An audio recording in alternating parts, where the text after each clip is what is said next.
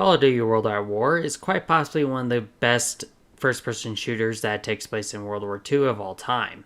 And many of its missions are at minimum good and can range all the way up to being great.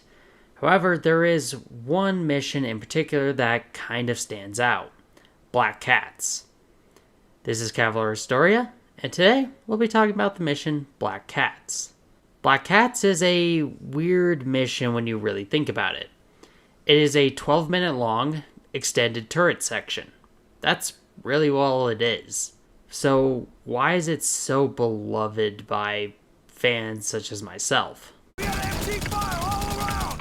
Take out those fucking CT bombs! Well, I think that's everything that you need to know about Black Cats and why it's so great.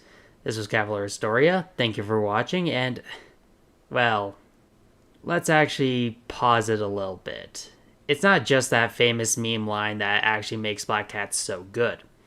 What actually makes Black Cats so good is for two reasons, in my opinion, after playing the game possibly a billion times. And it comes down to two things.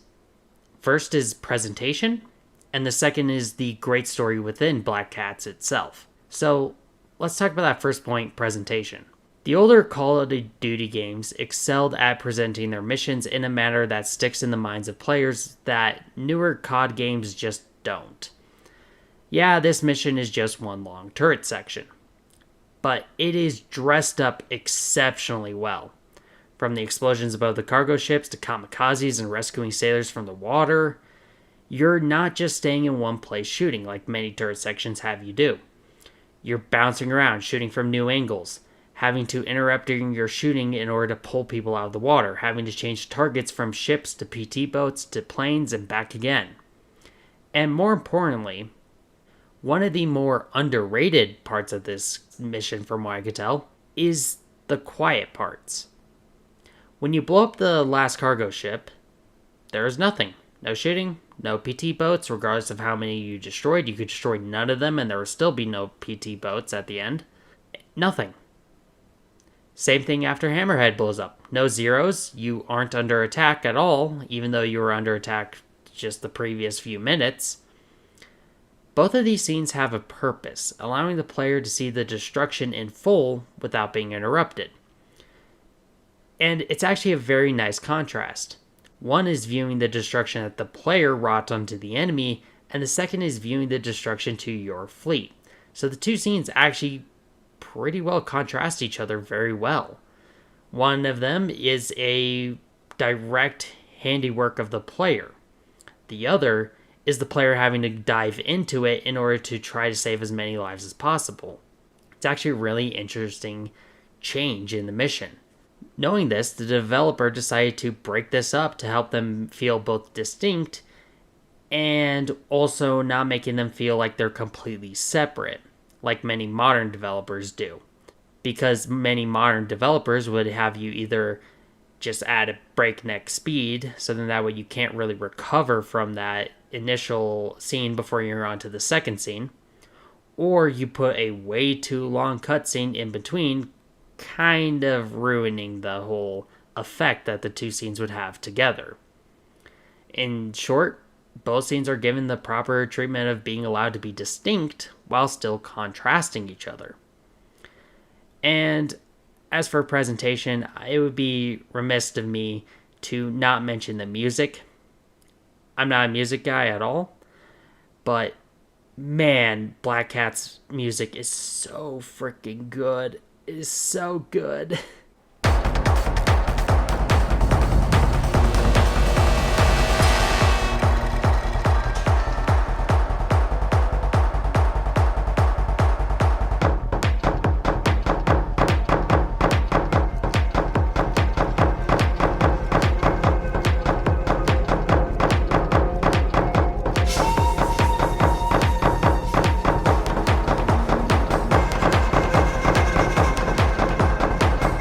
But that's the first part of the presentation, and you'll actually see the presentation leading on into the second point, that there's actually a very solid, good story within Black Cats as a whole. So what is Black Cats about? Black Cats have you taking control of a gunner on a PBY Catalina, doing a what is known as a Black Cat mission. That's actually where the nickname comes from. It is a nighttime raid on enemy cargo ships. So you take up the place of a gunner on one of these Catalinas, and your whole job is to initially just raid an enemy convoy.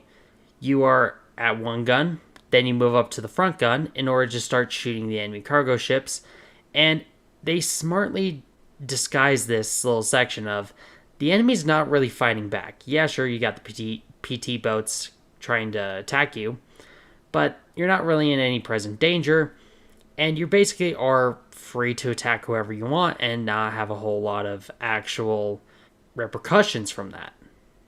Until you move on to the back, where you begin the very same thing, hitting the enemy from instead the rear of your plane rather than the front. And then you get hit by an enemy flak cannon. And suddenly, the mission takes on a whole different tone. You're under a lot more firepower. There's a lot more PT boats. The cargo ships are armed and they're shooting at you.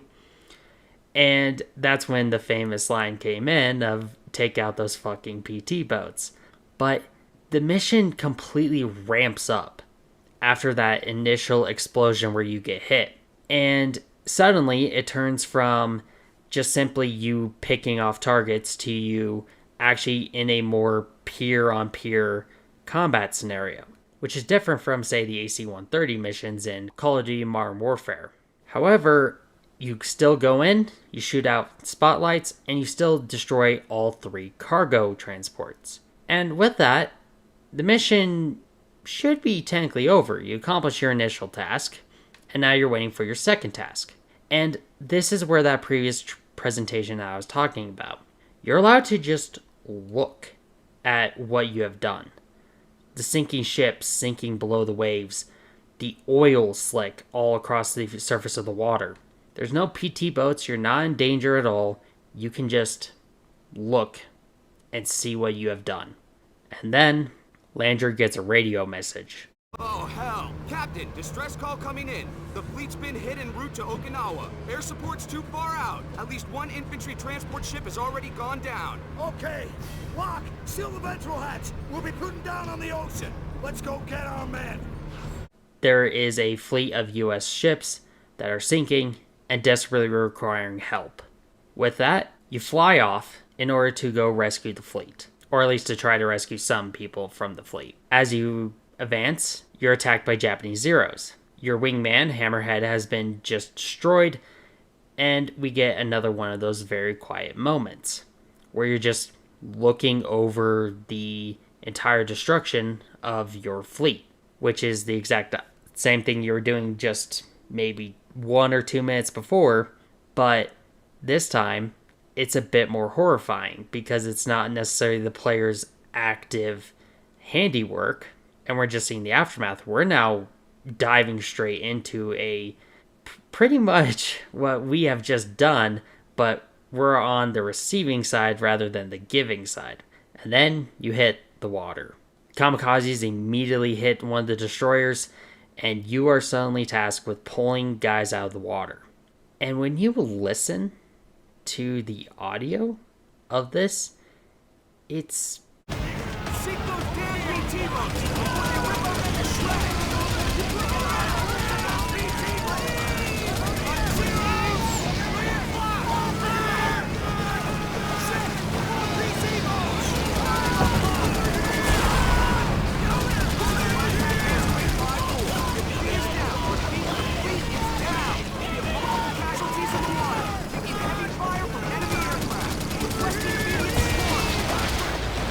You hear sailors desperately crying out for help, pleading with you to help them get out of the water. Meanwhile, machine guns are rattling and hitting on your Catalina. And you, meanwhile, are firing back with your own machine gun, trying to both protect your plane as well as protect the guys in the water. Having to stop shooting in order to try to pull another guy in the water, or you have to try to quickly take out that PT boat before he ends up gunning down the guy you're trying to rescue.